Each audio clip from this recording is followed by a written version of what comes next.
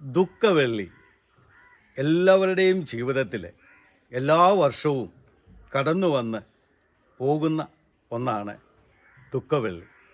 ദുഃഖവെള്ളിയാഴ്ച എന്ന് പറയുമ്പോൾ നമ്മുടെ എല്ലാ മനസ്സിലേക്ക് അനേക ചിന്തകൾ ഓടി വരാറുണ്ട്. ദുഃഖവെള്ളിയെക്കുറിച്ച് ഒത്തിരിയേറെ കാര്യങ്ങൾ നമ്മൾ കേൾക്കാറുമുണ്ട്.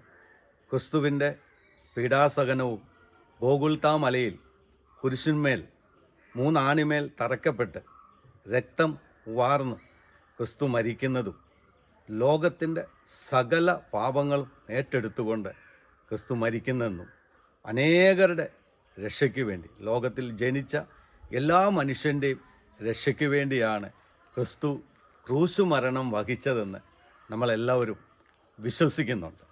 സ്നേഹമുള്ളവരെ, ക്രൂശുമരണം പല വിധത്തിലും നമ്മളെ ഓർമ്മപ്പെടുത്തുന്ന പല കാര്യങ്ങളുണ്ട് എങ്കിലും അതിലൂടെ ക്രിസ്തു നമ്മളെ ഓർമ്മപ്പെടുത്തുന്ന ഒരു കാര്യമുണ്ട്: ഒറ്റപ്പെടൽ. നമുക്കറിയാം, ക്രിസ്തു തൻ്റെ ജീവിതത്തിലെ എന്തെല്ലാം കാര്യങ്ങൾ ആർക്കൊക്കെ എവിടെയൊക്കെ എപ്പോഴൊക്കെ ചെയ്തു എന്ന് നമുക്കറിയാം. കൂടെ നടന്നവർ ഒറ്റിക്കൊടുത്തു, പലരും തള്ളിക്കളഞ്ഞു, പലരും പുച്ഛിച്ചു തള്ളി, പലരും കണ്ടില്ലെന്ന് നടിച്ചു. അപ്പോഴൊക്കെയും പരിഭവങ്ങളും പ്രയാസങ്ങളും ആരോടും ദേഷ്യവും വെറുപ്പുമില്ലാതെ ഒറ്റയ്ക്ക് തന്നെ തൻ്റെ കുരിശും വഹിച്ചുകൊണ്ട് ഗോകുൽത്താ മലയിലേക്ക് നടന്നു കയറുന്ന ക്രിസ്തുവിനെ നമ്മൾ കാണുന്നുണ്ട്. സ്നേഹമുള്ളവരെ, ജീവിതത്തിൽ എല്ലാ മനുഷ്യനും ഒറ്റപ്പെടലുകൾ ഉണ്ടാകുമ്പോൾ അതിനെ തരണം ചെയ്ത് മുന്നേറണമെന്ന് ദുഃഖവെള്ളി ക്രിസ്തുവിൻ്റെ കുരിശുമരണം നമ്മളെ ഓർമ്മപ്പെടുത്തുന്നുണ്ട്.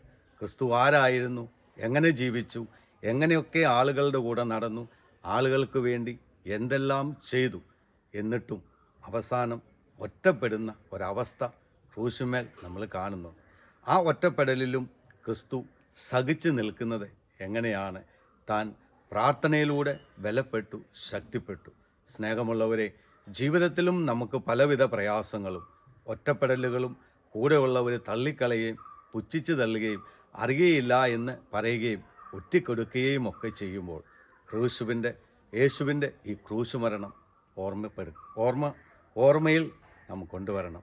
കാരണം കൂടെ ഉണ്ടായിരുന്ന എല്ലാവരും ഒറ്റപ്പെടുത്തിയപ്പോഴും ഒറ്റയ്ക്ക് ജീവിച്ച് വിജയം വരിച്ച ഒരു ക്രിസ്തുവിനെയാണ് ദുഃഖവെള്ളിയാഴ്ച ക്രൂശുമരണത്തിലൂടെ നമ്മൾ കാണുന്നത്.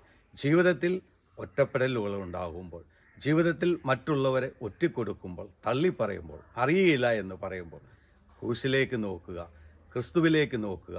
അവൻ ഒറ്റയ്ക്ക് ഇതിനെയെല്ലാം തരണം ചെയ്തവനാണ്.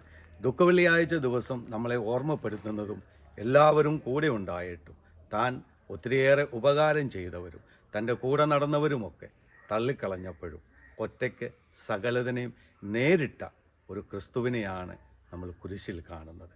ഈ ദുഃഖവെള്ളിയാഴ്ച ജീവിതത്തിൽ ഒറ്റപ്പെടലിലൂടെ കടന്നു പോകുന്നവരുണ്ടെങ്കിൽ തള്ളിപ്പറയുകയും ഒറ്റപ്പെടുത്തുകയും കുറ്റപ്പെടുത്തുകയും ഒറ്റിക്കെടുക്കുകയും അറിയില്ല എന്ന് പറയുകയൊക്കെ നിങ്ങളെ നോക്കി പലരും പറയുമ്പോൾ ക്രൂശിലെ ക്രിസ്തുവിലേക്ക് നോക്കുക. അവൻ ഇതെല്ലാം സഹിച്ചാണ് ക്രൂശിൽ 3 ആണിമേൽ നമുക്കെല്ലാം വേണ്ടി തൂങ്ങപ്പെടുകയും മരിക്കുകയും ചെയ്തത്. ഒറ്റപ്പെടൽ വരുമ്പോൾ ക്രൂശിലെ ക്രിസ്തുവിലേക്ക് നോക്കുക. ദൈവം നിങ്ങളെ അനുഗ്രഹിക്കട്ടെ.